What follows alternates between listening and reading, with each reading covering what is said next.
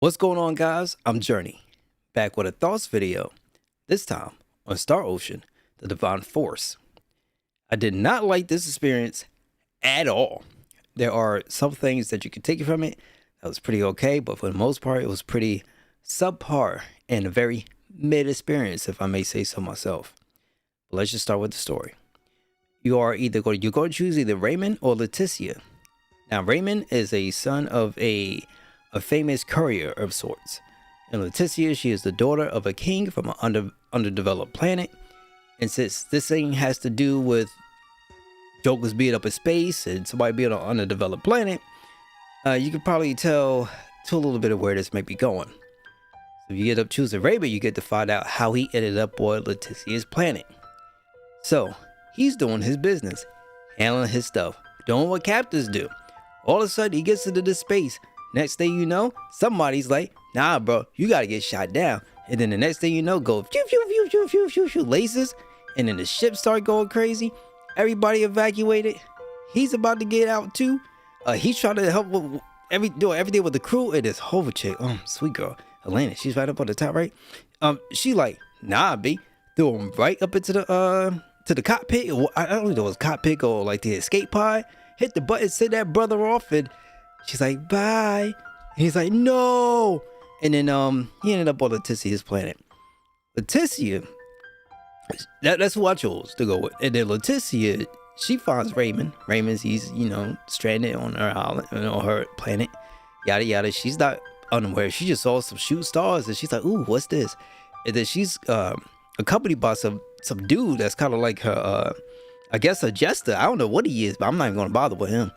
But either way, they end up mingling and they end up coming up to an agreement where she helps him find his crewmates that landed on his planet and landed on her planet, and he helps her with whatever situation that goes on, which tends to end up being a conflict between her nation and another neighboring nation.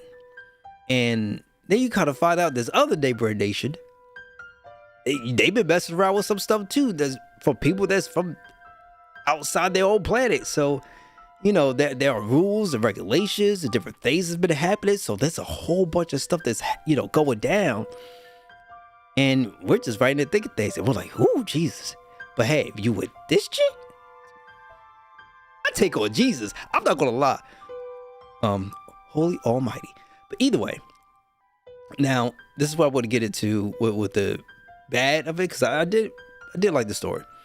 Now the combat is kind of horrible in my opinion, but you do have an AP system where you use skills. The skills will cost from anywhere from 1 to 5 AP. Then you try to put them up in a chain combo that you can use that we get the side to your buttons. Okay, cool, no problem. But the Duba system is this little awkward ball that you find that can talk.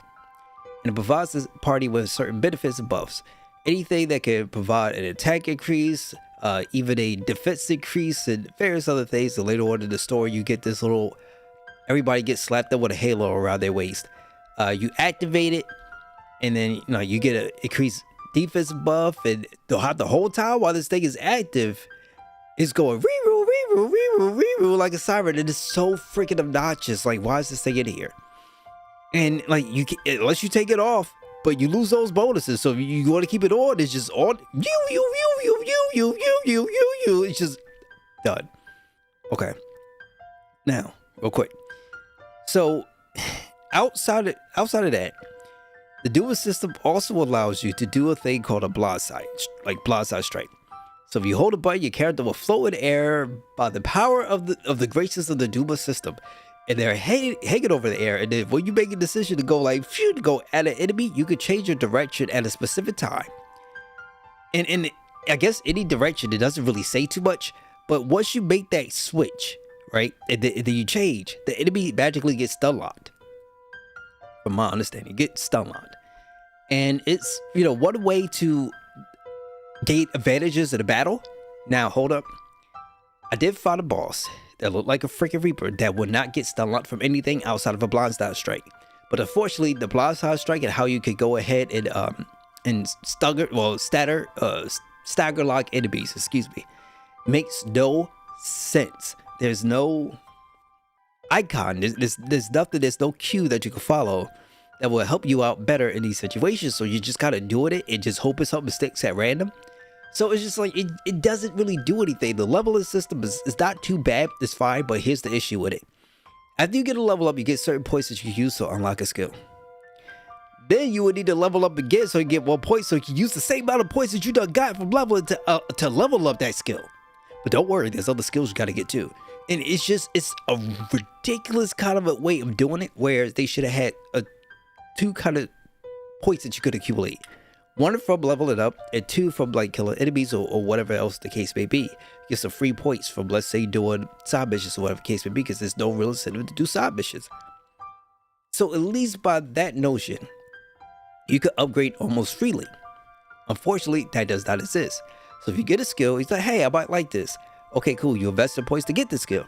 Well, now you ain't got that much points left to go, so guess what you got? You gotta go level up again, just to level up that skill where you can be invested in something else that will help you, well, at least go along in battle. There was a situation where I walked into like a little, I guess it was like mini boss battle, whatever it was, but it was a bunch of freaking turrets that was sitting there, moving turrets. They didn't really move that much, but they did move. And I was getting bombarded with bullets, and my character's getting just stun locked to hell. And I was sitting here like, what the heck do I do? And there was this one skill that if you activate it and you level it up, it will prevent your characters from getting stun locked at a, like, I think to like 10% portion of the HP. So if it's under that portion, then your character won't get stun locked. All right, cool. So I found that. I worked, I put it in. I didn't really care for it at first, but I was like, let me try this. Upgraded it, and my characters won't get stun locked anymore, but I was still taking damage. But either way, my characters wasn't go like and just die freely. So it's just a bad design. I'm tired of stagger locking in games that's getting a little bit ridiculous and redundant, especially in a more action-oriented like process when it comes to RPG or action game. It's just like when you the player are attacking the enemy just like kind of like blow at you, like, you know what I'm saying, like blow wind at you. Your character's like, it's dumb. I'm sorry, it's dumb. The music is okay, it's not too bad, but I did feel like they could have allocated their skills a lot better than what it was at least here available in the game. The music is okay. There's nothing to like write home about. There's no like record that you can feel like you put on that you could just like kick it with, like, okay, I like this vibe. None of that. And the characters outside of, like, you know, there's a few standouts, Elena's being one of my favorites, but there's some here that are pretty good. There are obviously some more annoying ones, so it is what it is. When you get out to the open world for a little bit, there is performance issues in certain aspects, or at least certain environments. It's in a video game. I played on Xbox Series X. There were some performance issues, so there's that. The graphics can look nice from time to time, depending on the scenery, especially in the nighttime. It looks very beautiful during some cutscenes, but it's pretty bland for the most part. And some character design issues outside of, let's say, Raymond's hair. You know, it is what it is. It's not too bad. But overall, I would give this game pretty much, basically, in my opinion, anywhere from like a 6 to a 7. It probably falls in line with a 6.5. You know, some good, but a lot of bad. It's just that gameplay's like, ooh. But that's my thoughts on Star Ocean: The Divine Force. If you are a niche RPG fanatic, this might be one for you to go ahead and pick up. If you're not, stay far away and don't even bother unless you can find it on a cheap sale.